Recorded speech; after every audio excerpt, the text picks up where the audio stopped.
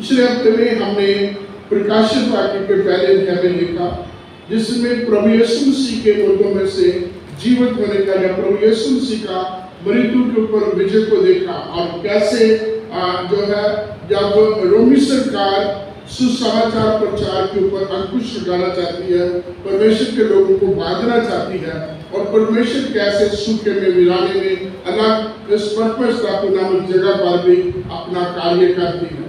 और हमने पहले अध्याय में देखा कि यूहन्ना कहता है कि प्रभु के दिन में मैं आत्मा में आ गया, और परमेश्वर के आत्मा के द्वारा मुझसे मैंने प्रभु के दर्शन को पाए, उसके दर्शन की बात की और उसने बातें की। उसने 7 कलीसियों के बारे में, उनके दूतों के बारे में बात की, और ये कहा कि उनको पत्र लिखी।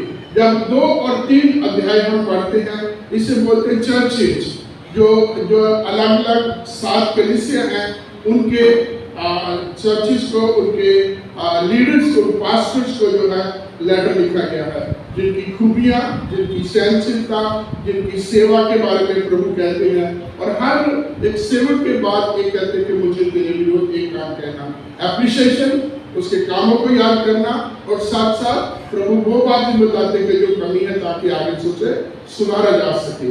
4 और 5 अध्याय में जब आते हैं तो हम देखते हैं कि वहाँ आनंद राजा प्रभु की आराधना, प्रभु की स्तुतियां। अब वो पृथ्वी पर है, यूहन्ना कहता मैं पृथ्वी पर था, वो पतमस टापू पर था, और उसके बाद कहता मुझे कहा कि ऊपर आ, और मैंने जब ऊपर आया, ऊपर मैंने किया, मुझे आत्मा में आ गया, और फिर स्वर्ग के बीच में मैंने स्तुति प्रभु की आराधना को सुना। 6 अध्याय जब आता है तो 6 अध्याय में हम देखते हैं परमेश्वर का क्रोध है, परमेश्वर का गुस्सा है। उसमें खास करके उन 7 मोहरों का नाम दिया गया है। पहली मोहर खोली जाती है, दूसरी, तीसरी, चौथी। इन चौथी 4 मोहरें जब खोली जाती है तो इसके बीच में 4 प्रकार के गुणों का है। पहला सफेद, जो परमेश्वर का गुस्सा है, दूसरा काला, जो अकाल और तमाम विनाश की बात है, तीसरा लाल है, जो युद्ध का है, और चौथा पीला है, जो प्राकृतिक प्रकोप की बात कहता है।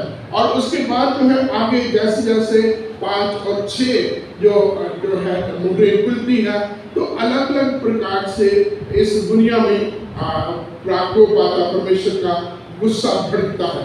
और हम जब छठे अध्याय के आखिरी पोर्शन को जब हम पढ़ते हैं तो उसमें वचन में पढ़ा लिखा है, यहाँ अगर आप देखेंगे तो ये 12 वचन से 17 वचन तक, 6 है 12 वचन से 17 वचनों पर तक लिखा है कि जब छठी 6 मोहर खोली जाती है तो किस प्रकार से जो है वहाँ जो पढ़ेंगे, पढ़ेंगे 6 का 12।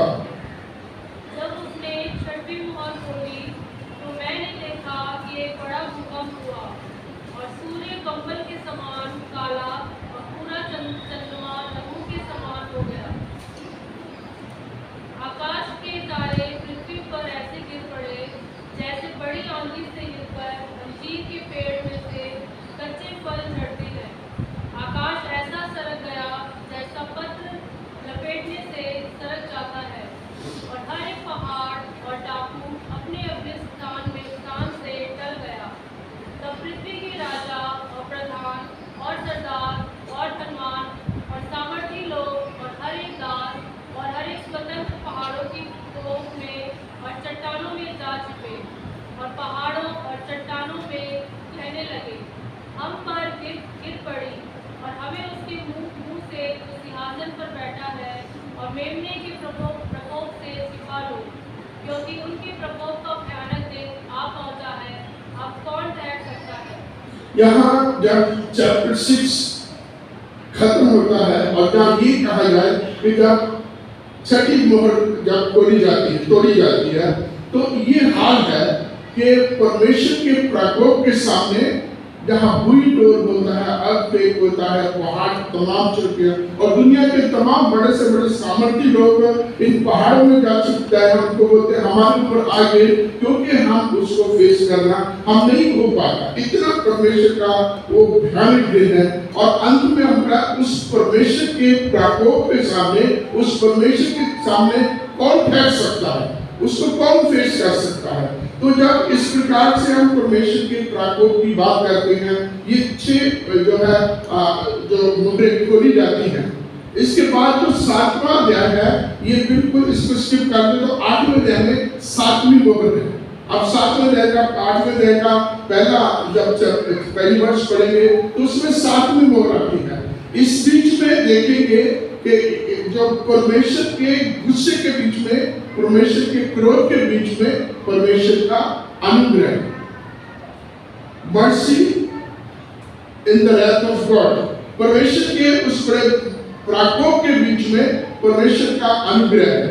और यहाँ जब 7वां अध्याय हम पढ़ते हैं, यहाँ 4 स्वर्गदूतों की बात की। मैंने वहां 4 क्या कहता है पहले अध्याय में, मैं पहले वचन में मैंने 4 स्वर्गदूतों को देखा जिनके पास अधिकार था कि वो चारों दिशाओं के हवा को बांध ले, चारों दिशाओं की हवा को बांधे हुआ था।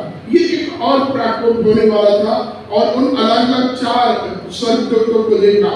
और उसके बाद देखा मैंने एक और स्वर्गदूत को देखा जो इनसे सामर्थ्य था और उसके बड़े ऊंची आवाज से इनसे कहा, अब रुक जाओ, अभी जो तुमने हवाएं बांधी हुई है इनको जो है अभी और पृथ्वी पर नुकसान नहीं करना। और इसने कहा कि रुक जाओ जब तक हम परमेश्वर के चुने हुए या परमेश्वर के लोगों के माथे पर वो निशान ना लगा ले जो परमेश्वर ने दिया। आप जानते हैं कि ये जो परमेश्वर का निशान है या ये जो परमेश्वर की एक जो है सील है, ये एक बहुत महत्वपूर्ण है। पुराने नियम में देखेंगे तो पुराने नियम के आप निर्गमन की पुस्तक में जब उनका वहां से निर्गमन होने वाला था, जहां से उन्होंने आजादी पा करके आगे उस वादा की प्रतिज्ञा किए हुए देश में आना था, जिसके मुल्क कनान बोलते हैं, कनान देश में जब उन्होंने आना था तो परमेश्वर ने उनको एक विधि बताई। हर कोई अपने अपने घर के अनुसार एक मेमना ले और मेमने का लहू अपने घर के बाहर चौकों पर लगाए, और जिस घर पर मेमने का लहू होगा उसको मौत का फरिश्ता छोड़ करके आगे चले जाएंगे, जिसको पास ओवर कहा जाता है कि जो मौत का फरिश्ता पास ओवर का उस घर को छोड़ के आगे चला जाएगा। और वो भी हमने निर्गमन की पुस्तक में देखे किस प्रकार से परमेश्वर ने इस्राएलियों को बचाया और मिस्र के ऊपर कितनी कितनी कितनी कितनी उनके ऊपर जो है सजा आई। और दूसरी चीज देखते हैं हम यहोशू की किताब में, जब जो स्पाइस थे या जो भेद लेने के लिए कनान देश की तमाम इंफॉर्मेशन लेने के लिए जब इनको भेजा गया तो उनके बीच में एक ग्रुप ऐसा भी था जो है अहाब के पास पहुंचा। जब वहां पता चलता कि ये लोग आए अहाब के पास पहुंचा है और अहाब ने उनकी रक्षा की और उनको पीछे वाले अपनी साइड से सीढ़ी लगा के उनको भेज दिया और उनसे कहा कि जब तुम राज्य में आए मेरा और मेरे परिवार की रक्षा करना। तो उनको भी एक चिन्ह दिया गया, एक लाल स्कार्फ दिया गया कि तू अपने घर में बांध देना, जब जो इस्राएली जब जो नाश किया जाएगा तुम पर चढ़ाई की है, इस चिन्ह को देख करके तुम्हें छोड़ दिया जाएगा। तो इस प्रकार से देखते कि चिन्ह जो है बहुत महत्वपूर्ण है।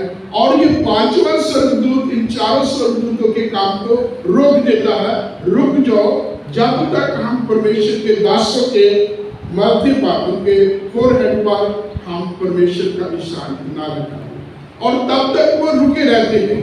और उसमें जो गिनती की गई है 1,44,000 लोगों की, हर इस्राएल की 12 गोत्रों में से 12,000। इसके ऊपर कई प्रकार के लोगों की कंट्रोवर्सी है, लेकिन आप ये चैप्टर 7 पढ़ेंगे प्रकाशित वाक्य में, एक गोत्र का नाम है, पहली गोत्र से लेकर के 12वीं गोत्र का, हर गोत्र में से 12,000 लोगों को दिया गया है। और टोटल 1,44,000 है जो प्रभु यीशु मसीह के अंदर जो कहा जाए इस्राएली का जो यहूदी है उनमें से जो बचाएंगे जो स्वर्ग के राज में होंगे।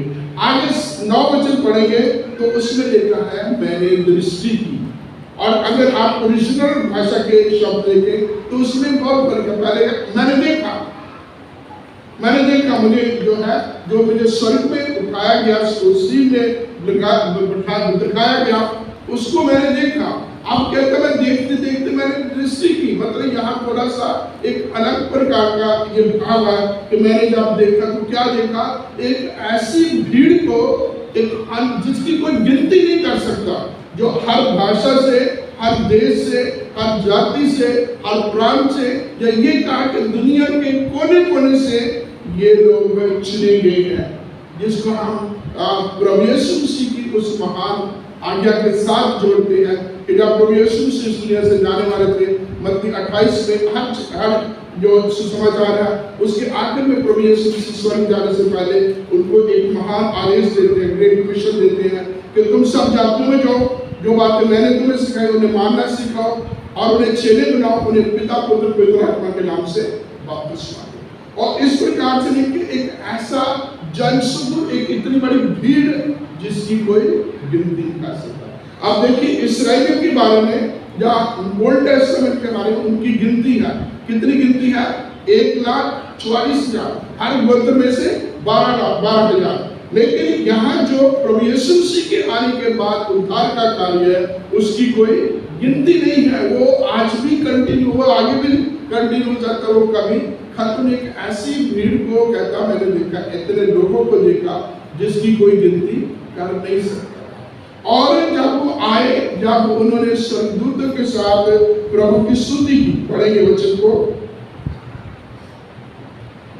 10 वचन, 7 अध्याय 10 वचन।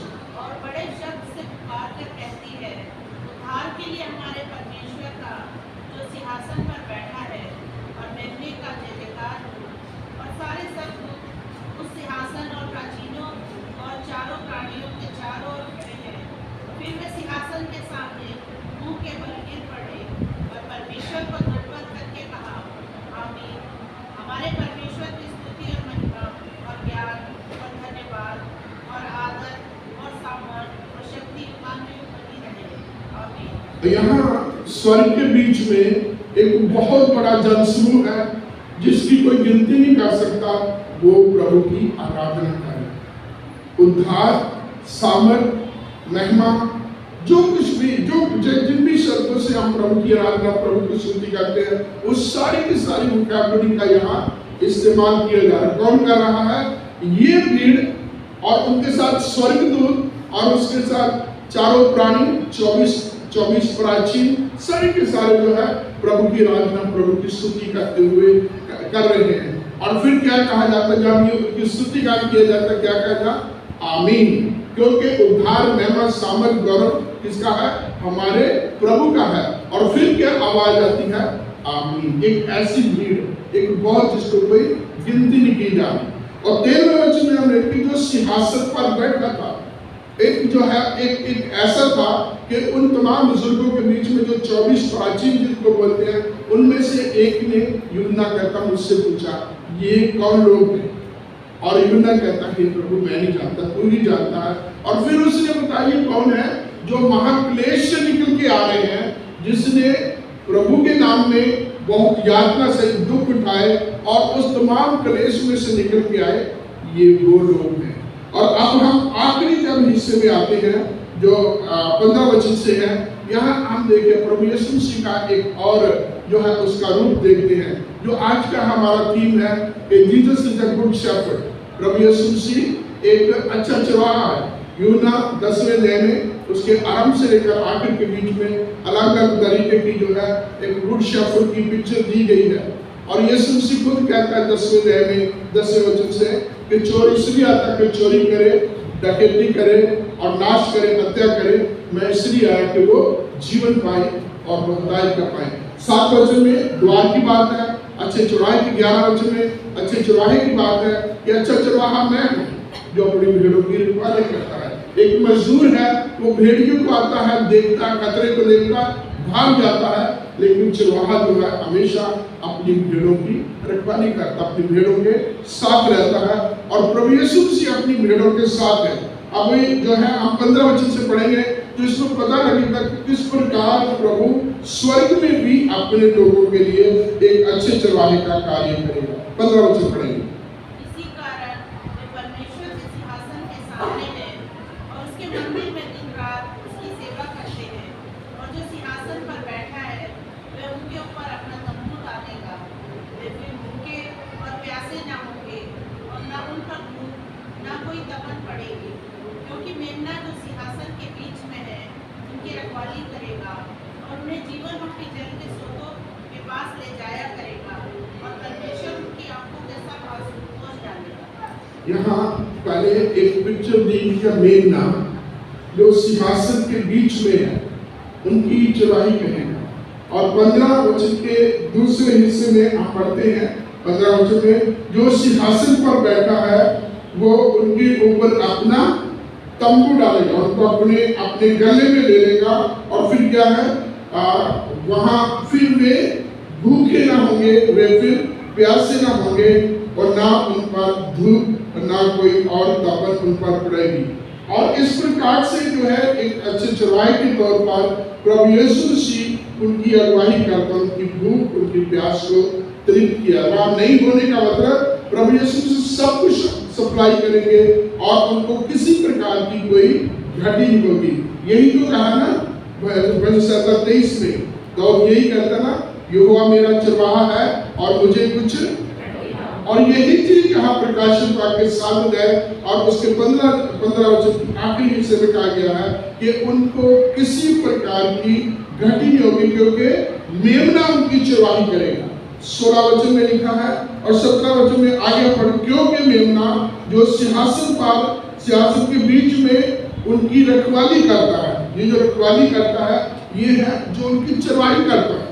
आप नीचे फुट नोट्स देखेंगे तो इसमें शायद आपको चरवाहा लिखा होगा, शेफर्ड, जो उनकी चरवाही करता है, जो उनकी अगुवाई करता है, जो उनके लिए, जो उनको लिए फिरता है, वो उनके साथ रहेगा, उनकी तमाम जरूरतों को पूरा करेगा और उनके आंखों के आंसू भी पोंछता। एक ऐसा चरवाहा जो उनकी तमाम जरूरतों को पूरा करेगा, उनको शुद्धदायी शांत जल के झरने के पास लेके आएगा और उनको अपनी तसल्ली से, अपने इत्मीनान से परिपूर्ण करेगा। इससे पीछे आप जाएंगे तो यहाँ प्रभु के लोग रो रहे हैं कि प्रभु तो कब तक जो है हमारे लहू का बदला इनसे नहीं लेगा। जो प्रभु में, जो महाक्लेश में है, जो महाक्लेश के बीच में भेजेगी, जिनके ऊपर मसीह की गवाही और प्रभु के वचन की सेवकाई करते हुए जिनको अलग अलग प्रकार की यातना दी गई, वो उनका लहू उनकी आत्मा पुकारते, प्रभु तो कब तक इंतजार करता रहेगा। और वो रो रहे, वचन में लिखा है आखिरी हिस्से में, आखिरी कड़ी में, कि वो उनकी आंखों के आंसू पोंछ डालेगा, उनको तसल्ली देगा, उनको हिम्मत देगा, उनको हील करेगा और वो इस प्रकार से फिर प्रभु की आराधना, प्रभु की स्तुति करते रहेंगे। 7 अध्याय एक अलग से अध्याय है। पिछले 6 में देखें तो प्रभु का प्रकोप है। इसके बाद में हम जब 7वें अध्याय 8वें अध्याय में आते हैं तो 7वीं मोहर जो है खोली जाती है और उस 7वीं मोहर के बाद फिर उनको 7 तुरहियां दी जाती हैं। 7 तुरहियों का मतलब एक next judgement of the lord, एक और तरीके की परमेश्वर के द्वारा उनका न्याय, उनके ऊपर जो है सजा दी जाएगी। और जब 7 विघन जो है 7 तुरहियां खत्म हो जाएगी तो फिर उनको 7 कटोरे होंगे। 7 कटोरे पृथ्वी पर जब उल्टे जाएंगे, उनको जब डाला जाएगा तो वो और भी पत्तियां बढ़ती जाएगी। तो इस प्रकार जब हम चैप्टर 6 से चैप्टर 18 तक हम देखते हैं तो परमेश्वर का एक बहुत बड़ा प्रकोप है, बहुत बड़ा न्याय है जो अपने लोगों का, अपने वचन के लिए उनसे ले रहा है। लेकिन हम परमेश्वर का धन्यवाद देते हैं, प्रभु यहाँ क्रोध में है, प्रभु यहाँ न्याय में है, उस बीच में वो दयालु है, वो कृपालु भी है, वो कृपा करके अपनी मर्जी से, अपनी दया से अपने लोगों की रक्षा भी करता है। जब हम 7वां अध्याय पढ़ते हैं तो इसको 3 तरीके से लिया जाता है, वेकअप और उसके बाद शेकअप और उसके बाद मेकअप। जब तीसरा अध्याय, ये 7वां अध्याय है, it's to wake up the unbelievers, जो प्रभु को अभी तक थोड़ा मानते हैं, बिल्कुल नहीं मानते, मान के जिन्होंने बैकस्लाइड हो जाता है, उन सबको प्रभु एक बार फिर से उनको जो है जागृत करना चाहता है, उनको बताना चाहता है, उनको फिर से खड़ा करना चाहता है।